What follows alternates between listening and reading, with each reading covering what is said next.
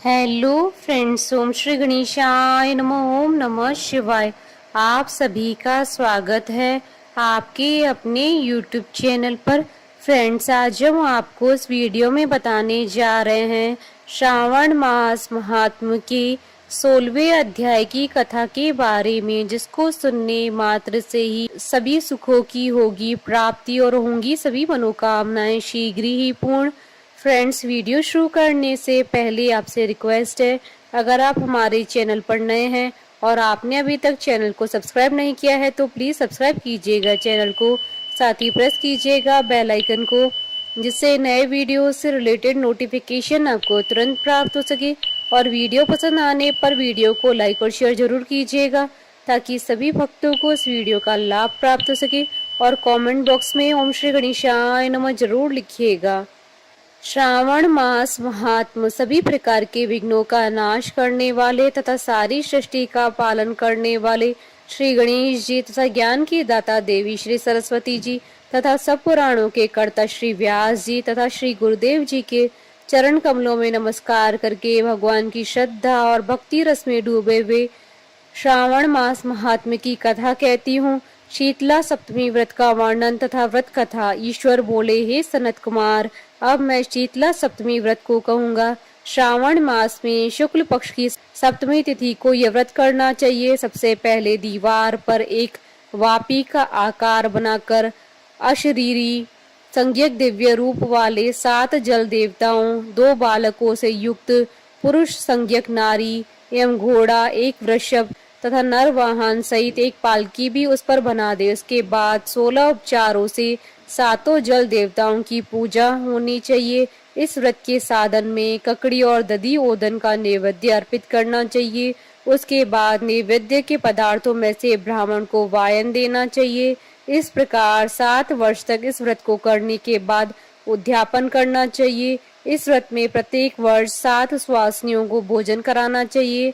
जल देवताओं की प्रतिमाएं एवं स्वर्ण पात्र में रखकर बालकों सहित एक दिन पहले सायंकाल में भक्ति पूर्वक उनकी पूजा करनी चाहिए।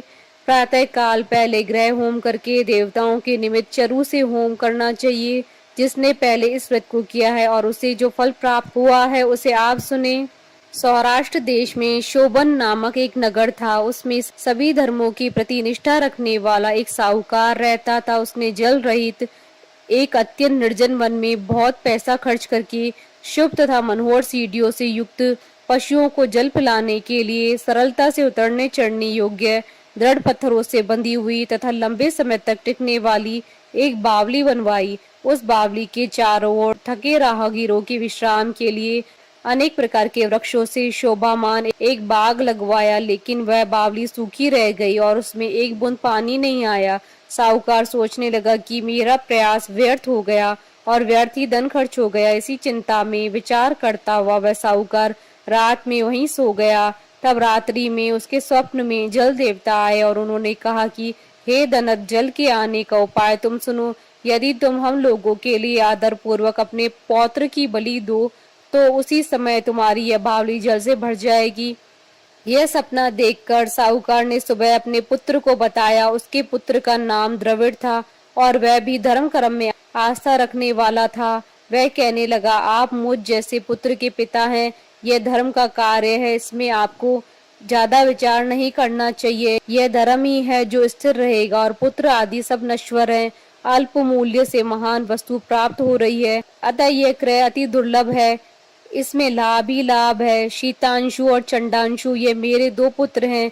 इनमें से शीतांशु नामक जो ज्येष्ठ पुत्र है उसकी बलि बिना कुछ विचार किए आप दे दीजिए। लेकिन पिताजी, घर की स्त्रियों को यह रहस्य कभी ज्ञात नहीं होना चाहिए। उसका उपाय यह है कि इस समय मेरी पत्नी गर्भ से है और उसका प्रसव काल भी निकट है, जिसके लिए वह अपने पिता के घर जाने वाली है। छोटा पुत्र भी उसके साथ जाएगा। हे तात, उस समय यह कार्य निर्विघ्न रूप से संपन्न हो जाएगा। पुत्र की यह बात सुनकर पिता उस पर अत्यधिक प्रसन्न हुए और बोले, हे पुत्र, तुम धन्य हो और मैं भी धन्य हूँ जो कि तुम जैसे पुत्र का मैं पिता बना। इसी बीच सुशीला के घर से उसके पिता का बुलावा आ गया और वह जाने लगी। तब उसके ससुर तथा पति ने कहा कि यह ज्येष्ठ पुत्र हमारे पास ही रहेगा, तुम इस छोटे पुत्र को ले जाओ।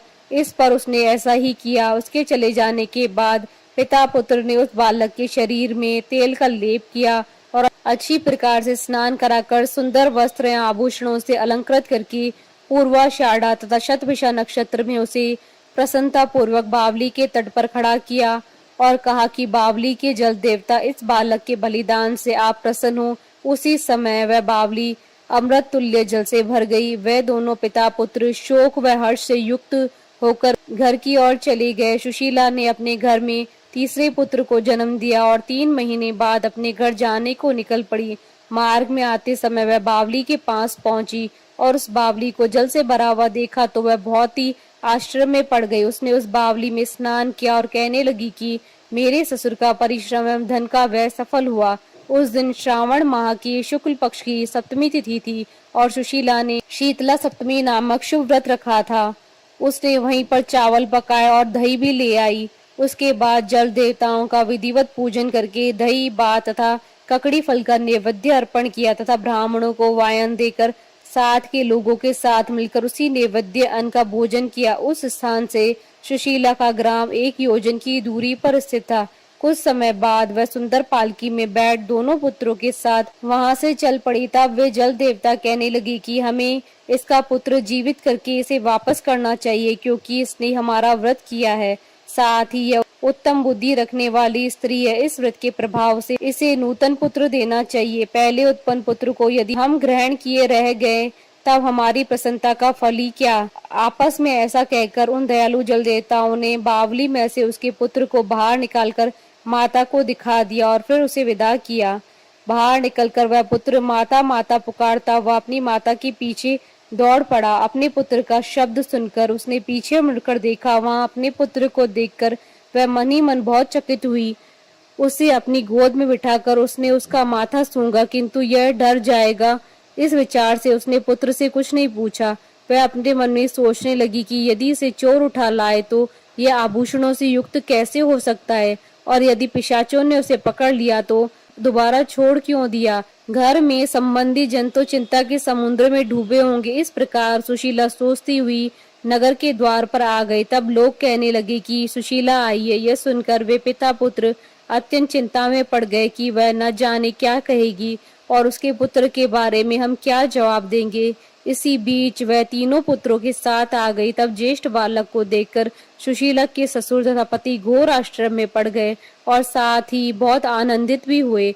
वे कहने लगे, हे शुचि स्मृते, तुमने कौन सा पुण्य कर्म किया अथवा व्रत किया था। हे भामिनी, तुम पतिव्रता हो, धन्य हो और पुण्यवती हो। इस शिशु को मरे हुए 2 माह बीत चुके हैं और तुमने इसे फिर से प्राप्त कर लिया, और वह बावली भी जल से परिपूर्ण है। तुम एक पुत्र के साथ अपने पिता के घर गई थी, लेकिन वापस तीनों पुत्रों के साथ आई हो। हे सुब्रू, तुमने तो कुल का उद्धार कर दिया। हे शुभानने, मैं तुम्हारी कितनी प्रशंसा करूं। इस प्रकार ससुर ने उसकी प्रशंसा की। पति ने उसे प्रेम पूर्वक देखा और सास ने उसे आनंदित किया।